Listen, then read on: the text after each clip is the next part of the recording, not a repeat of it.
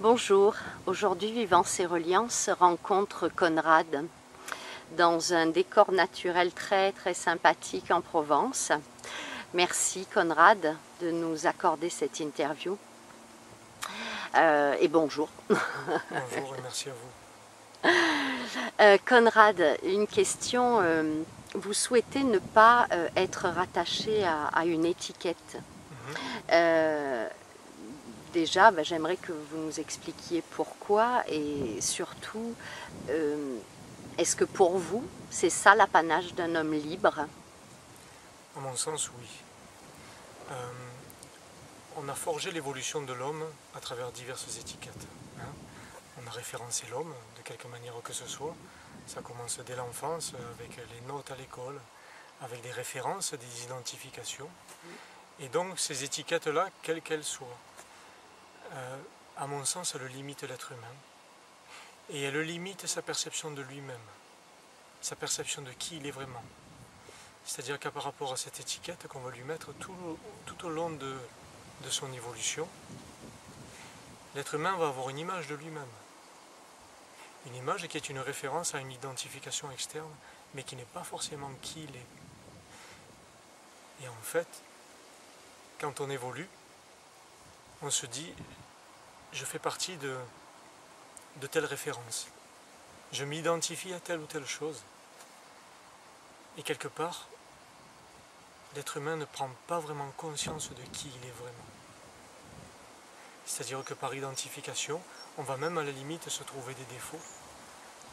Parce que les notes à l'école et l'évolution que ça crée après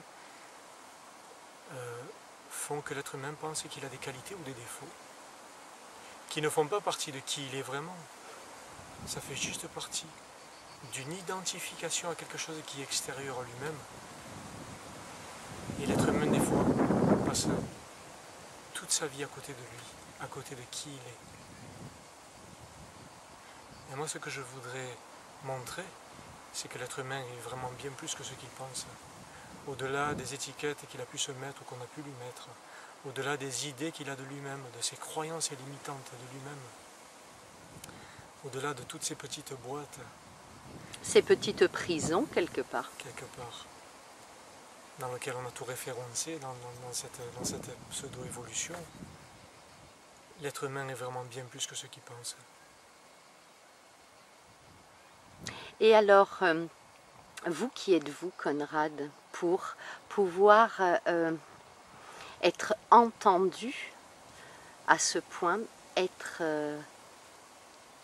apprécié dans le message que vous apportez, alors que ce message-là, après tout, c'est un message qui est divulgué à l'humanité depuis la nuit des temps. Qu'est-ce qui fait, dans votre manière de l'aborder, dans votre manière de le véhiculer, que ça touche les gens si facilement? C'est vrai que les messages ont été nombreux depuis l'évolution du monde, et les messagers ont été nombreux aussi. Mais à mon sens, quand on délivre un message, il est déjà dans le cœur. Et ce message, soit on y croit, soit on n'y croit pas. Parce qu'on a déjà beaucoup de messages, on a beaucoup de bagages, beaucoup de connaissances dès notre venue au monde. Mais après, selon l'évolution, soit on continue à croire profondément en ce message, comme une vérité, comme ça vient du cœur, de l'esprit, ça vient de l'âme, de la vibration, soit on n'y croit pas et on passe à côté. Moi, j'essaie de transmettre du mieux que je puisse. Je le fais avec tout mon cœur. Je dédie ma vie à ça. Et parce que je pense qu'on peut vraiment, vraiment changer l'humanité pour aller vers un monde meilleur. Quelque chose de merveilleux. Je pense que malgré tout ce qui se passe, malgré toutes les actions de l'homme, on peut quand même changer l'évolution.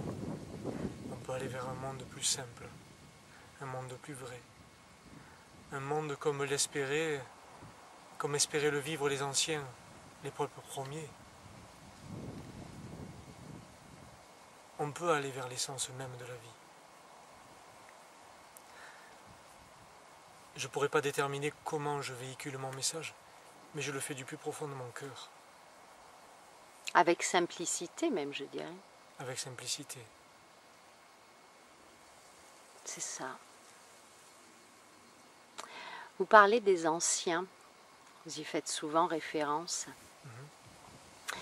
À votre avis, vous diriez que quels sont les atouts et quelles sont les faiblesses de l'homme moderne? Je dirais que l'homme moderne, sa grosse faiblesse, c'est son envie de confort, de pouvoir, de supériorité, de besoin d'être dans quelque chose de palpable dans la matière.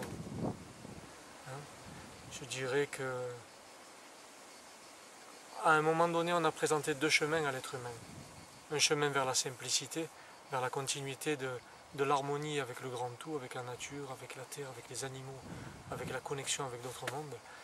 Et un autre chemin qui est le modernisme, avec tout son confort et sa rapidité de consommation, et quelque part sa productivité de soi-même. L'être humain a choisi le confort. Je pense que ce n'était pas le bon chemin. Je pense que là on arrive à une période de changement où l'être humain doit reconsidérer sa façon de vivre, sa façon d'être, et qu'il y a peut-être des conforts qui ne sont pas nécessaires. Quand par exemple je vois des modes éphémères chez les adolescents qui changent tous les 6 mois de vêtements ou de chaussures, et je pense à côté de ça aux enfants qui meurent de faim dans le monde, aux enfants qui n'ont même pas de vêtements sur eux. Quelque part, ce modernisme-là, il a apporté aussi cette pauvreté. Ce modernisme favorise le déséquilibre. La surconsommation d'un côté et le manque de l'autre. On pourrait vivre en harmonie avec toute chose. On pourrait, je dirais, être en harmonie les uns les autres, sans être dans l'individualisme. On n'en est pas encore là, mais je pense qu'il y a une grande période de changement là, qui s'y prête. Et à mon sens, c'est la conscience de chacun qui va faire ce changement de monde. C'est-à-dire que ça ne va pas venir de l'extérieur. Le changement de monde que tout le monde espère, il est en chacun. À partir de notre conscience, de nos pensées, de nos réflexions, de nos émotions, de nos intentions, de nos actions, on crée le monde de demain. C'est notre pouvoir créateur qui est notre atout. Notre pouvoir divin, je dirais. Notre pouvoir divin. Chaque être humain a en lui 2 morceaux de lui-même, une part d'ombre, une part de lumière, une part d'ego, une part divine, on va dire. Et en réalité, je pense que c'est la part divine qui peut changer les choses. Notre part divine, notre belle part, notre part d'amour.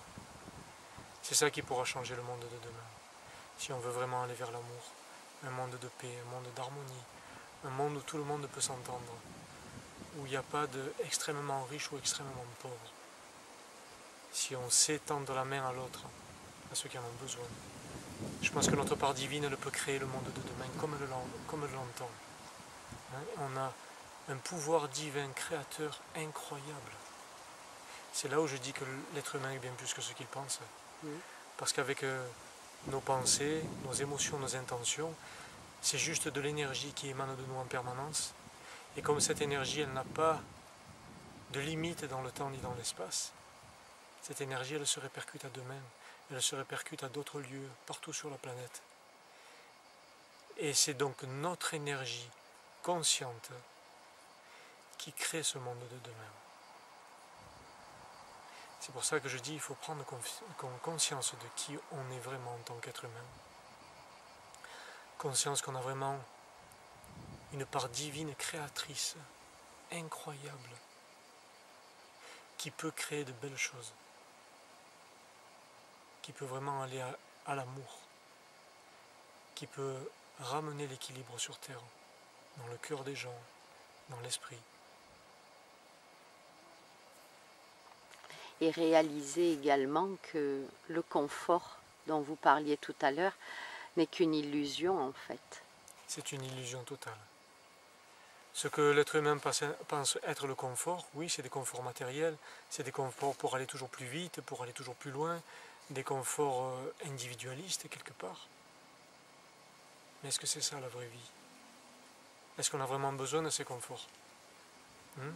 Quand vous êtes à table, par exemple, que vous mangez un plat extraordinaire, que vous faites des victuailles avec des amis, qu'il y a de l'abondance partout sur la table, il suffit de penser une seconde aux gens qui meurent de faim à l'autre bout de la terre. Au moment même où vous mangez, au moment même où il y a de l'abondance sur votre table, est-ce que quelque part on ne favorise pas cette famine dans le monde?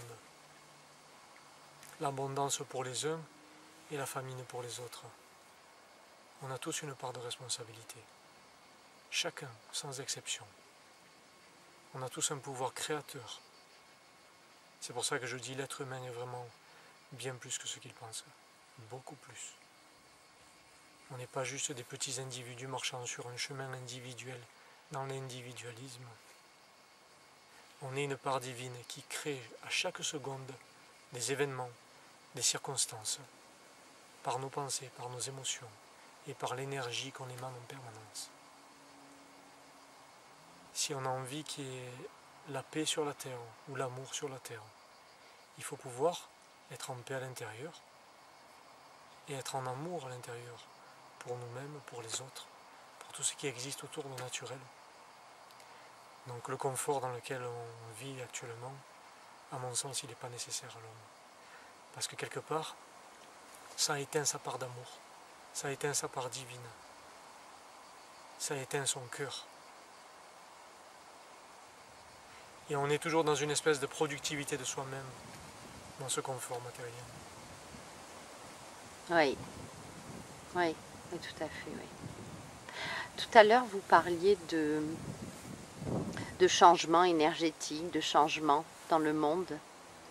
Pouvez-vous nous en dire plus là-dessus? En ce moment, c'est une grande période de changement.